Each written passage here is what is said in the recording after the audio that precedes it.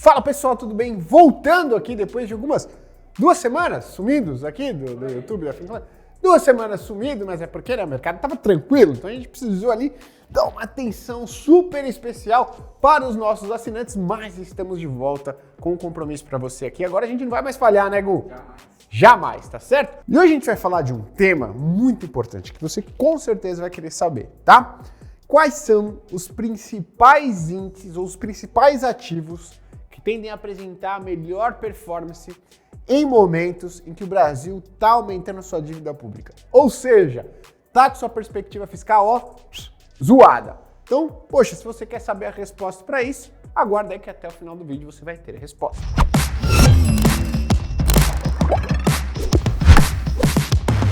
Antes de começar o nosso vídeo, eu quero te dar um recado especial. Bom, a gente está voltando aí depois de 2 semanas sumidos, tá certo? Mas para compensar, o pessoal da Finclass preparou uma condição super especial para você assinar a plataforma.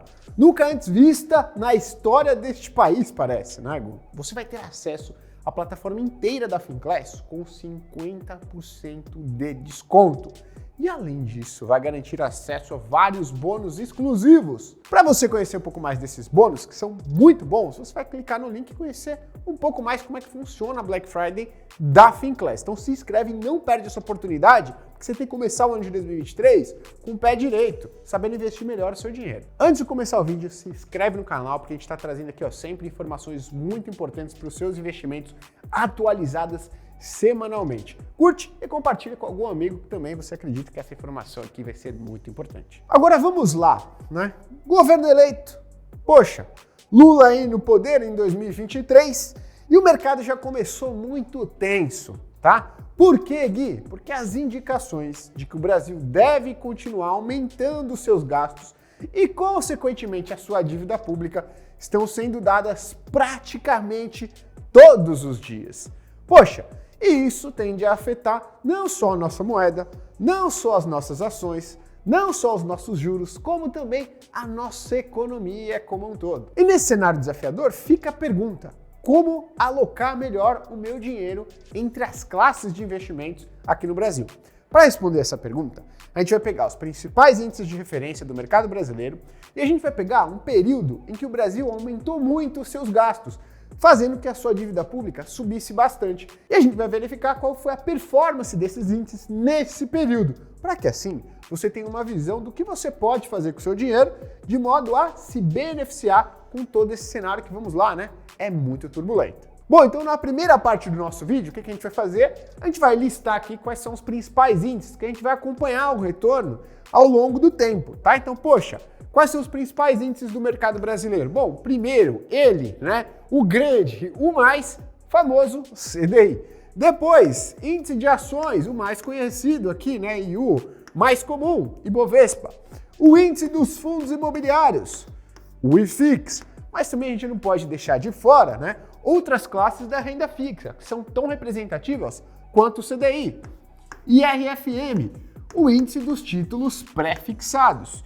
O IMAB, o índice dos títulos indexados à inflação. E para você não falar o seguinte: poxa, Gui, só ativo aqui no Brasil, né? Eu vou colocar uma outra opção aqui, né? Porque a gente sabe e a gente sempre fala que o legal é você ter uma carteira diversificada. Numa carteira diversificada, não dá para faltar ativos internacionais. E a gente vai colocar aqui um pouquinho de dólar, para a gente verificar como que foi o desempenho do dólar nesses períodos em que o Brasil, estava se endividando cada vez mais. Dito isso, a gente tem que achar agora um período em que os gastos públicos, né, a perspectiva fiscal brasileira estava muito ruim. Ou seja, o Brasil estava gastando muito mais dinheiro do que arrecadava, fazendo com que a sua dívida pública aumentasse. Então a gente foi conferir, né, no histórico brasileiro, um período aí recente, em que a gente apresentou um aumento no nível de gastos e, consequentemente, um aumento no nível de endividamento. E a gente chegou num período compreendido aqui entre os anos de 2011 e final de 2015. Então, ao longo desse período aqui, a gente observou um crescente déficit público. O que é um déficit público, pessoal? Significa que o governo está gastando mais dinheiro do que ele arrecada. Você aí nos assistindo nesse vídeo, Quando você gasta mais dinheiro do que você tem na conta, o que acontece? Você entra no cheque especial. Isso significa que você está pegando dinheiro emprestado do banco, né? Você tem duas formas de tapar esse buraco. Esperar o salário do próximo mês ou pegar um dinheiro emprestado ali com uma Crefisa, com um banco, fazer um empréstimo e tudo mais. Mas se você gasta mais do que você arrecada, você faz o quê? Aumenta a sua dívida, tá? E o Brasil, conforme ele foi fazendo isso de maneira crescente, entre os anos de 2001 e 2015, observou também uma elevação na sua dívida. Mas eu não vou me atentar aqui às consequências que isso vai trazer para a economia brasileira. Eu quero analisar um único ponto. Qual foi o desempenho das principais classes de ativos do mercado brasileiro enquanto isso acontecia? A gente teve um vislumbre, né, agora, nos últimos dias, de como isso pode ser negativo para os ativos como um todo aqui no Brasil. Mas a gente vai pegar e analisar um período mais amplo para te dar uma visão melhor do que fazer com o seu dinheiro.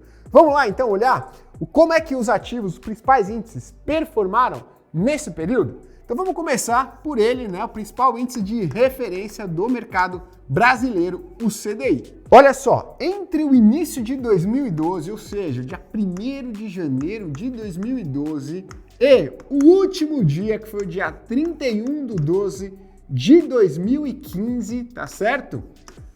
O CDI apresentou uma rentabilidade nada mais, nada menos do que 47%, tá certo? Você pode falar o seguinte, poxa Gui, é bom, não é bom, mas foi essa foi a rentabilidade do CDI, principal referência do mercado brasileiro, perfeito?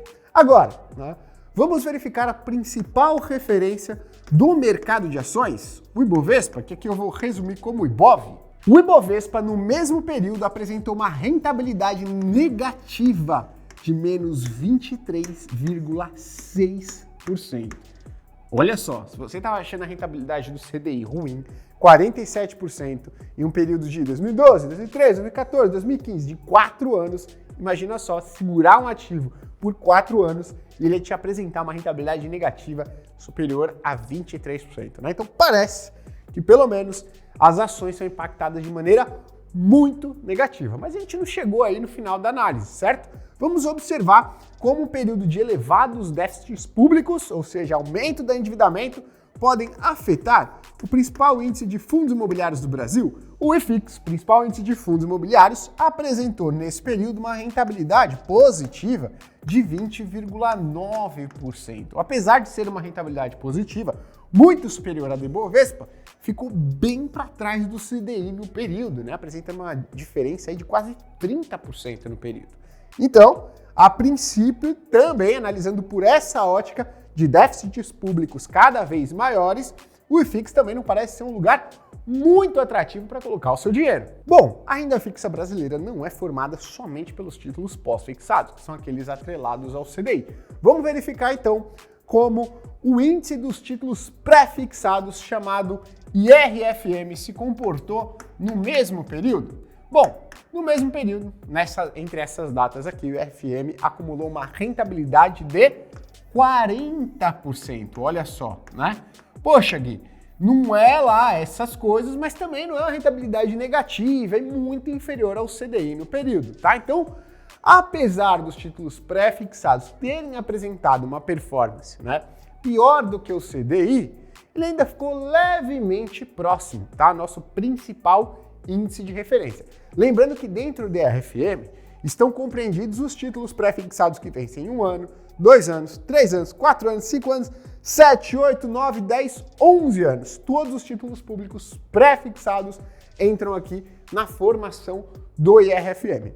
Se a gente for pegar os títulos públicos indexados à inflação, que eles são representados por esse índice aqui, que mais parece um nome de avião, o IMAB, a performance acumulada neste período foi de 42,2%. Olha só, se aproximando ainda mais. Porém, né, até aqui, o campeão, né, a medalha de ouro, fica com o CDI. Porém, lembra que a gente colocou lá um outro ativo, né, que indicando ali qual que é a atratividade, por exemplo, de um investimento no exterior ou de uma proteção? No caso, para cumprir esse papel, a gente quis analisar o desempenho do dólar, certo? Em um momento em que a dívida pública estava subindo em um ritmo muito acelerado, a busca por proteção foi muito alta. E o dólar teve um desempenho de 108,2% no período. Sabe o que isso significa? Mais que o dobro do CDI no período, né? Mais do que o dobro do IRFM, mais que o dobro dos índices indexados à inflação, mais que o quádruplo do que rendeu o índice dos fundos imobiliários. Não dá nem para multiplicar aqui o Ibovespa, porque ele tem uma rentabilidade negativa no período, né? Ou seja, o que a gente pode concluir até aqui? Que em momentos em que a dívida pública brasileira apresenta sinais fortes de que tende a subir, é extremamente necessário que uma parte da nossa carteira de investimentos esteja o quê? Dolarizada. Ou seja, é extremamente importante nesses momentos você ter uma boa parte dos seus ativos dolarizados. Ok, o que eu faço? Eu compro moeda, fico segurando o dólar, aguardando ali e vendo um eventual momento? Não, você tem algumas opções de investimento que você pode fazer lá fora, incluindo ativos de renda fixa lá nos Estados Unidos, ações nos Estados Unidos, tá? Esse papo a gente vai bater no próximo vídeo, como acessar o mercado de ações americano e o mercado de renda fixa nos Estados Unidos, sendo aí brasileiro e tendo R$100 para investir. Você vai ver que é muito possível. Bom, com base nesse quadro aqui, eu vou ajudar a tangibilizar para vocês, tá? A pessoa que tinha R$1.000 investido no CDI aqui no dia 1º de janeiro de 2012, no final do período e no dia 31 de dezembro de 2015, tinha R$1.470. A pessoa que investiu os mesmos R$1.000 no Ibovespa, ou seja, nas principais ações do mercado brasileiro, tinha, em 31 de dezembro de 2015, R$770 aproximadamente. Tinha menos do que colocou, tá? Isso sem considerar a inflação, perfeito? Se a pessoa colocou R$1.000 no índice de fundos imobiliários, tinha ao final do período R$1.209. E aqui eu não estou considerando pagamento de imposto de renda para facilitar as nossas contas. Se colocou R$1.000 no IRFM, tinha R$1.400 ao final do período. No índice dos indexados à inflação tinha 1.422. E se colocou R$1.000 no dólar, ao final do período tinha nada mais, nada menos do que R$2.082. Uma diferença muito grande com base nas outras opções que a gente tinha aqui. Bom, eu queria fazer só um último adendo. Quando a gente fala dessas cestas aqui de títulos públicos, é importante a gente lembrar que a gente compreende desde o título público pré-fixado, indexado à inflação, que vencem em um mês, até o que vence em 40 anos. E eles têm desempenhos muito distintos. É por isso que eu quebrei aqui o IMAB, que é o Índice dos Ativos Indexados à Inflação, em duas partes.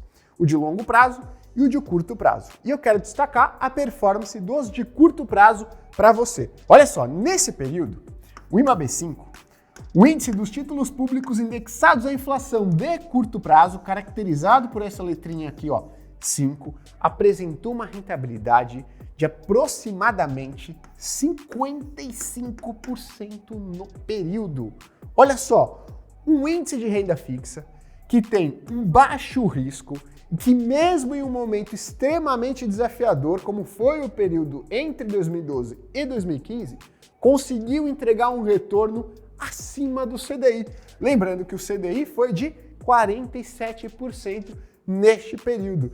E o índice dos indexados à inflação de curto prazo, o famoso IMAB5, apresentou uma rentabilidade de 55% no mesmo período, tá? Tô falando que se você colocasse R$1.000 lá no início de 2012, ao final de 2015 você teria nada mais, nada menos do que R$1.550, perfeito? Poxa, Gui, então agora eu já entendi, né? Nesses momentos desafiadores, como vão ser os próximos anos, eu tenho que ter CDI, títulos aqui de curto prazo dos indexados à inflação e ativos dolarizados na carteira. Olha, eu costumo dizer que a maior parte da sua carteira, nesses momentos, precisa estar em ativos mais defensivos. Mas isso não significa que você também não deve estar atento aos pré-fixados indexados à inflação, porque é justamente nesses momentos extremamente desafiadores que eles apresentam o quê? As maiores oportunidades de compra, tá? Então, sim, ao longo do período é melhor você ter uma carteira mais defensiva, porém, fique extremamente atento às oportunidades que com certeza vão surgir no meio do caminho. Lembre-se sempre disso. Medo e oportunidade andam de mãos dadas. Você nunca vai encontrar no mercado boas oportunidades de ganhos relevantes a médio e longo prazo quando ninguém tiver com medo, tiver todo mundo tranquilo. É justamente nesses momentos que nós observamos a verdadeira diferença entre investidores e especuladores. Bom, é isso. Curta se você gostou aqui das informações que a gente trouxe no vídeo, compartilha com seu amigo, amiga ou familiar para ajudar eles também nesse período extremamente desafiador para o mercado brasileiro. Te vejo na próxima.